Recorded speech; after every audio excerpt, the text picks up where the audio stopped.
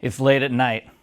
I just finished a 1,500-mile trip over 2 days from San Diego to the Pacific Northwest, where this car ran flawlessly. It's late. I decide I need to get some groceries. I stop at the grocery store. Just the bare essentials: milk, eggs, coffee, beer. I come out, throw them in the car, hop in, turn the key, dead. Nothing. No electronics, completely unresponsive. I try again. Same thing. The car is dark. The battery's in the trunk. I try to take the key out to get into the battery. The key won't release. The only other key I have is currently locked in the trunk with the battery. The panic starts to set in. I'm wondering, did I buy the Maserati everybody warned me against buying? I try one more time. The car comes alive. The electronics are on. The car starts. That trip is why this system exists. My name is Travis, and I'm drawn to the underdogs and the aging icons. A car is really not that interesting to me unless it's lived some sort of a life, and I make some questionable choices. But I drive the cars every single day, and this channel is to share with you the good and the bad of that ownership experience. Most people would chalk up an aging Maserati as a questionable decision, but I'm here to tell you that if you want to drive an unreliable car reliably, it starts before you bring it home. Okay, so the most important part of being able to have that reliable, quote-unquote unreliable car is making sure you buy the right one from the beginning. And these kind of cars are expensive to fix, and so the older they get, you might have owners that are just, they don't want to pay for that maintenance, and so they go to sell it on. And if you're one of those people that's just like, oh man, that's a hot ride, like I gotta have it, and you buy it without doing some of your due diligence, you're gonna have a terrible ownership experience of that car, because if those things aren't addressed immediately, you're gonna be driving down the road, it's gonna start to have problems, you're gonna pull over and you're gonna be like, man, this car is a completely unreliable piece of junk. This brand sucks. Like, man, people are so dumb. I don't know why they spend money on these when it's really just the decision that was made from the beginning. The 5th gen Quattroporte had a lot of issues out of the factory. They made some design decisions that weren't great, but most car companies, they just don't like sit on their hands and do nothing. They get feedback in terms of, you know, cars coming back for service or for repairs, and they change their design a little bit. You know, you want to get the latest ones that they had because the factory, the company, was dealing with those issues from customers and changing the design as they went along. And so by the end of the run, these things are very, very reliable, even though they're known as an unreliable car. You can mitigate so much risk and so much expense to you if you just do a little bit of due diligence and don't buy the first one that you come across, and you make sure that you're buying the right one, whether that's in terms of the best one that you can afford for your budget, or specifically seeking out things that have been fixed. So what system did I actually create? Now, this system had been evolving since before I had bought this car, and I didn't want to have issues, or if I did have issues, I didn't want to be stranded. So, number one, this is an Italian car, and my perception of Italian cars is that they catch on fire all the time. And so whether that's true or not, I decided that I needed to get a fire extinguisher. And so this is an Element fire extinguisher, and it's pretty cool because it just uses like inert gas that like essentially removes all the oxygen once you spray it on something, and you can just like take this off and you strike it, and there's no foam. So if this car decides that it wants to you know, start a barbecue, then I can at least have less mess before I have to, you know, get it written off by the insurance. So anyways, that's the number one thing.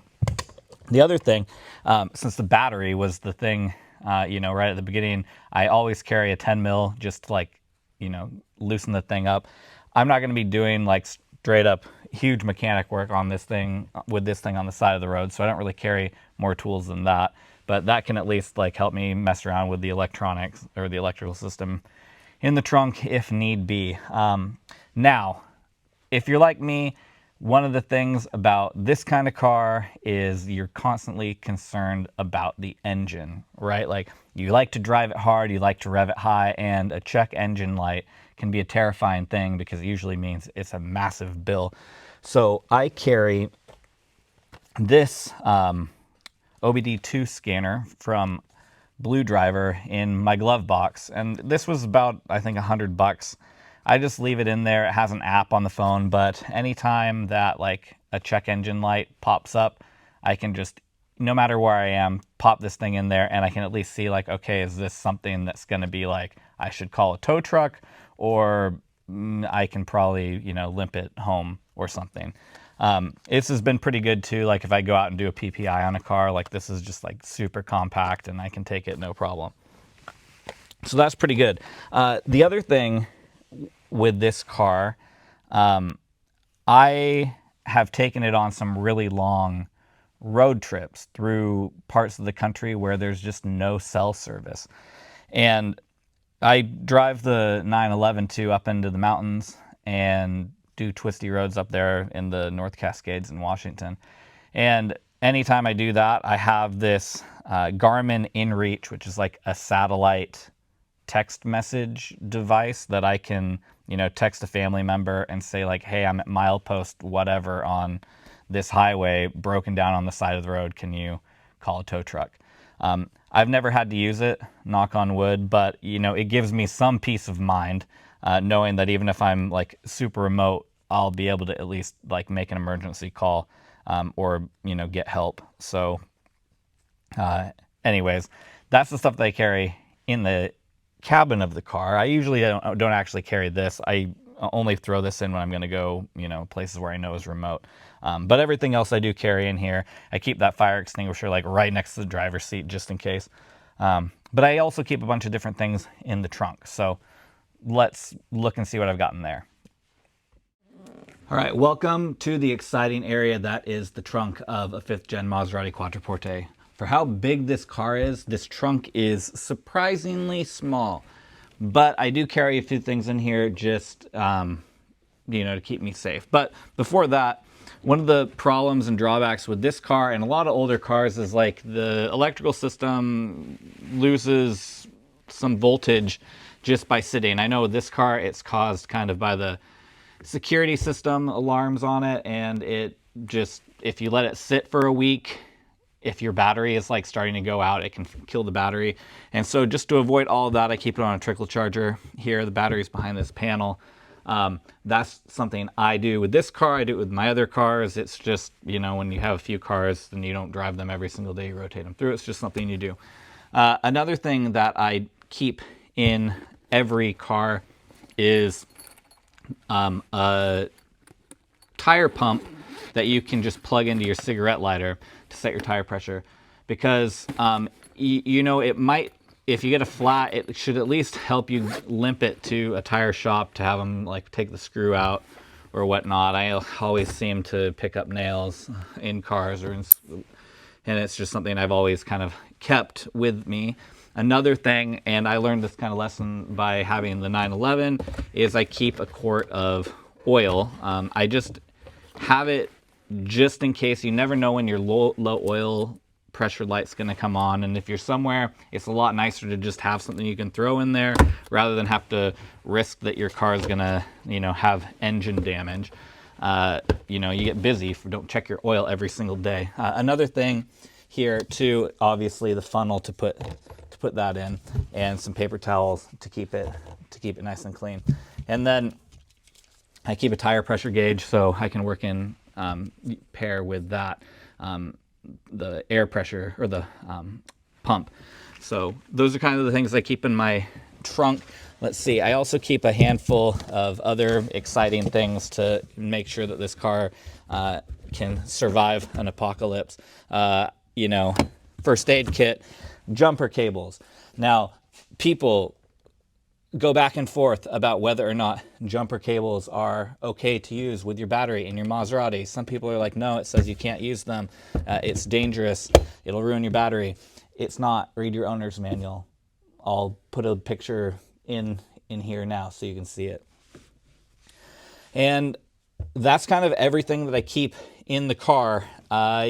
You know, a lot of these things are just like kind of common sense things, but if you are out and about and you don't have them, you're like, and something happens, you're like, man, I really wish that I would have just had that, you know, extra quart of oil, because now I'm in a tough position. My oil pressure light's on and I don't have anything to address it. I have to call a tow truck. So, you know, things like that, it doesn't take up much space and it gives you peace of mind. Let's go back to that night where I didn't have any power in this car. It ended up not being a serious issue. The problem was that the ground cable off the battery had a clamp that just didn't quite get tight enough, and it caused this issue. But it was a pretty easy fix, it was a cheap fix, and I haven't had any problems with it since.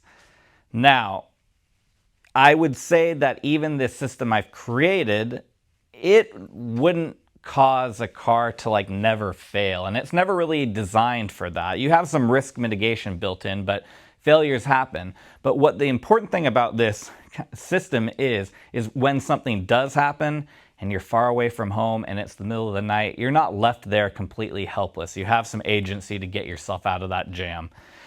And that's kind of the thing that I've learned about this car, or with this car, is it's given me a lot of confidence to be okay with the unpredictable. I'm a fairly patient person already, but this car has given me that sense of resourcefulness. And to be honest, I like cars with personality, and oftentimes personality equates to being a difficult car to live with. I find them interesting. That's just the cars that I'm drawn towards. And I've kind of built this system and my life around being able to handle, you know, the odd issue here or there with a car. But over the 4 years that I've had this car, it has not crossed my mind once to sell it. Not even in that parking lot. I love this car, and there's just nothing else out there like it.